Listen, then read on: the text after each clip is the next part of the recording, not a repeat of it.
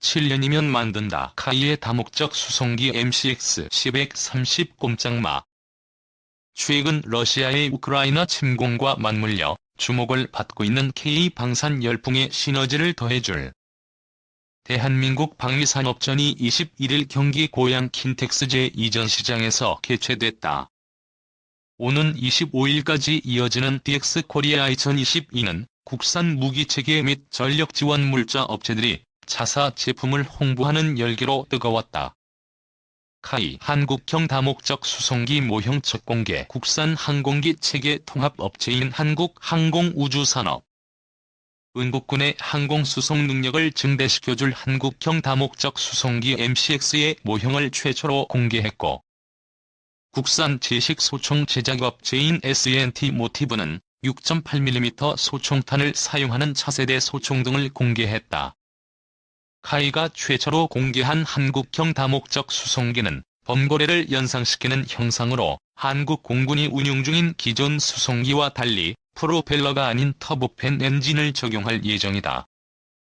이와 함께 KF-21 보라매를 기반으로 한 KF-21N 함재기 모형도 공개됐는데 항공모함에서 운용을 고려해 사출기 혹은 단거리 이착륙 방식을 사용하며 공대공, 공대지, 공대함 무장을 할 수 있도록 연구가 이루어지고 있다.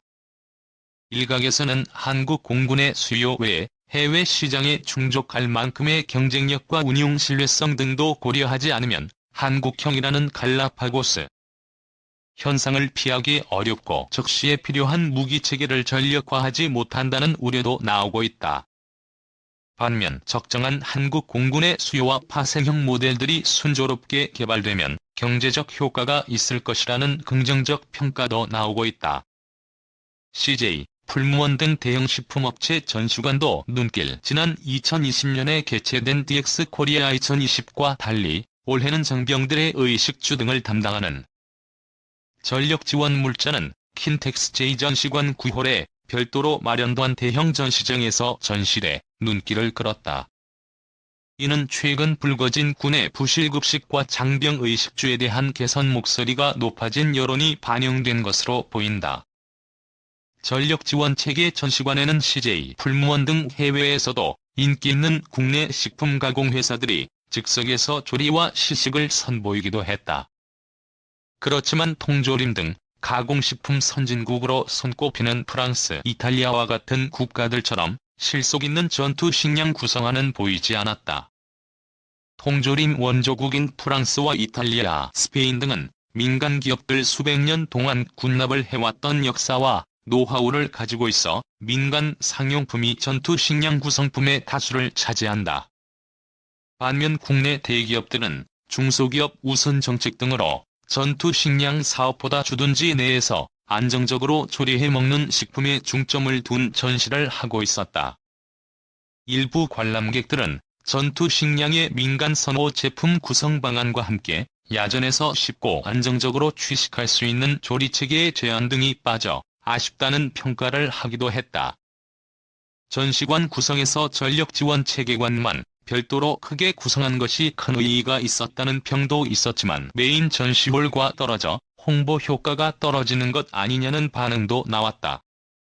2014년 시작된 DX코리아는 2년마다 경연제로 열리고 있는 방위산업 전시회로 세계 각국의 첨단 무기체계를 전시하고 정부, 군 방산업계의 국제 교류와 협력의 장으로 꾸준한 성장을 해왔다. 올해는 세계 40개국 350개 기업이 참여하는 역대 최대 규모로 개최됐다.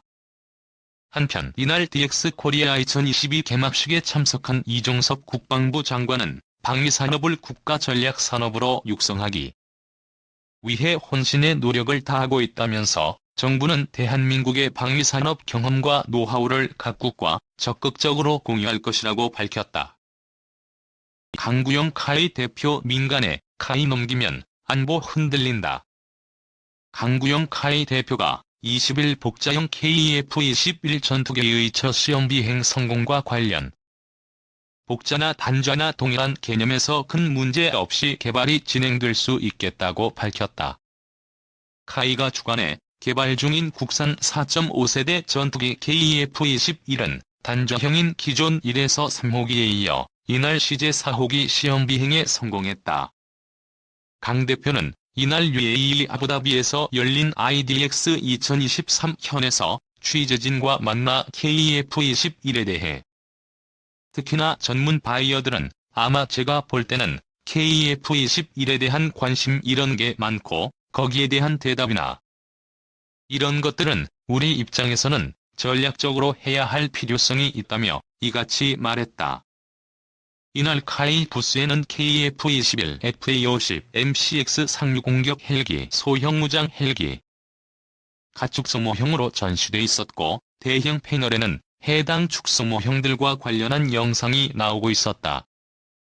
강 대표는 한국과 UAE가 공동 개발할 예정인 군 수송기에 대해 UAE 정부나 기관, 우리 정부나 기관, 카이 같은 마음은 가지고 있는 것은 확인이 된 것 같다.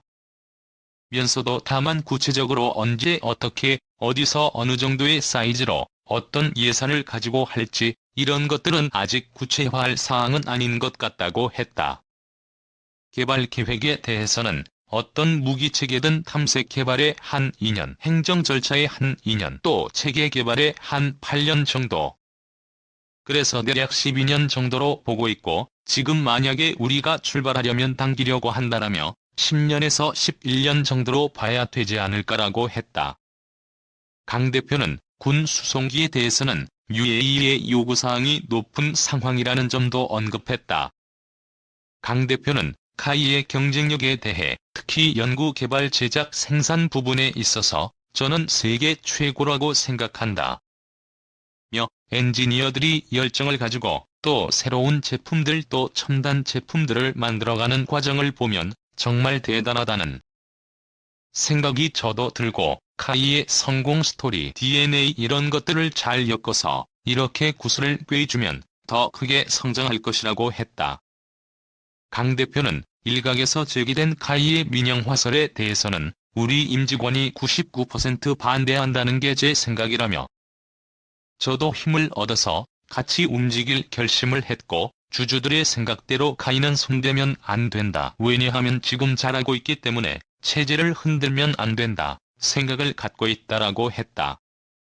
카이가 민간 기업에 인수될 경우 국가 안보에 악영향을 받을 것이라는 우려도 제기했다.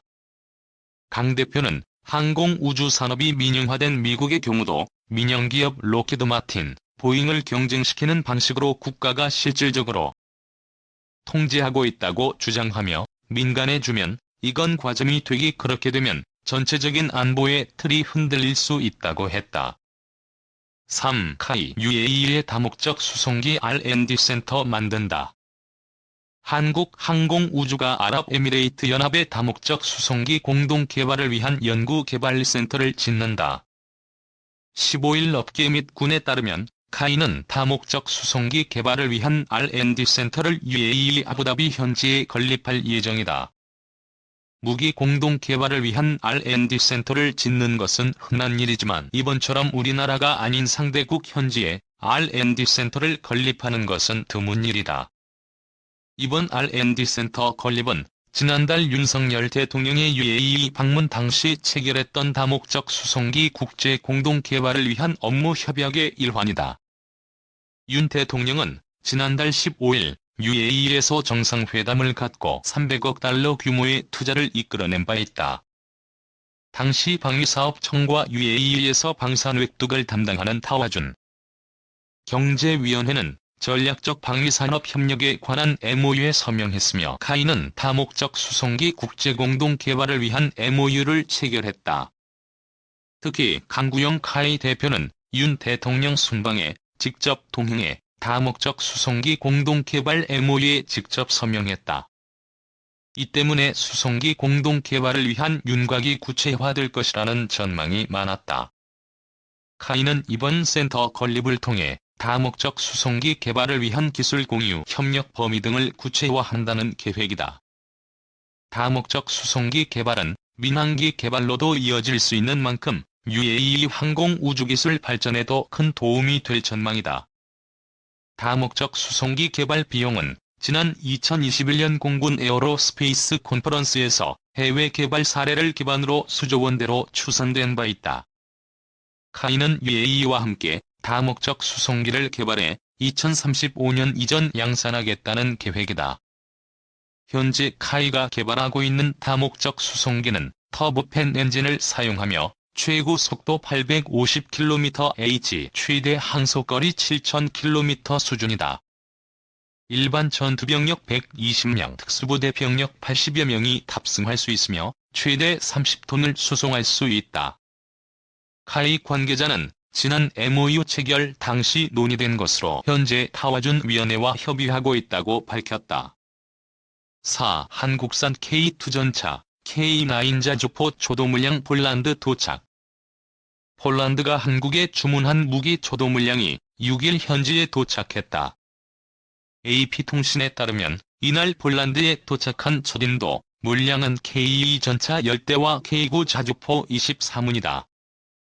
이날 발대해에 접한 폴란드 북부 그디니아에 있는 해군 기지를 방문한 안제이 두다 폴란드 대통령과 마리우시 블라슈차크 국방장관은 엄동한 한국 방위사업 청장과 함께 인수 행사를 진행했다. 전차와 자주포 앞에 선 두다는 빠른 인도는 러시아의 침략과 우크라이나 전쟁 속에서 중요하다며 이는 우리의 미래이자 폴란드 안보의 실질적인 강화라고 말했다. 양국은 지난 8월 1차 실행 계약을 체결 4개월 만에 첫 인도가 이루어진 것이다. 한국은 폴란드에 K2 전차 980대, K9 자주포 648문, FA-50 경공격기 3개 편대, K239 다연장 로켓 천무 288문 등을 수출하기로 합의, 총 규모는 10조 원 이상으로 알려졌다. 폴란드가 한국산 무기를 신속히 사들이는 이유는 북대서양조약기구와 유럽연합 회원국인 폴란드가 러시아의 공격을 받는 우크라이나에 자국 전차 등 군사적 지원을 해 비워진 무기고를 채워야 하기 때문이다. 폴란드는 우크라 접경국으로 지난달 우크라 방공미사일로 추정되는 발사체가 폴란드 영토에 떨어져 주민 2명이 숨지는 일도 있었다.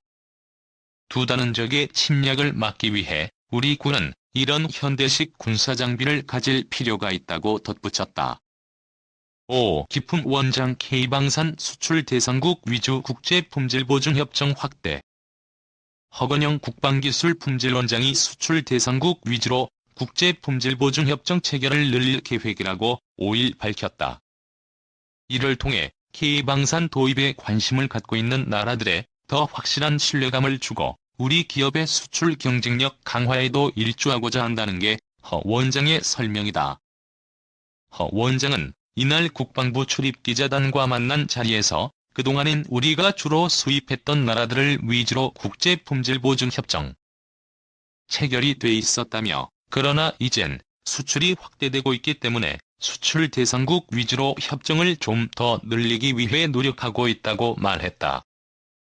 국제품질보증협정은 국가 간 군수품 교역 때 정부가 품질 보증을 해주는 것으로서 우리나라는 지난 1984년 11월 캐나다를 시작으로 미국, 독일, 프랑스, 폴란드 등 25개국과 협정을 맺어 상호 간 품질 보증을 지원하고 있다.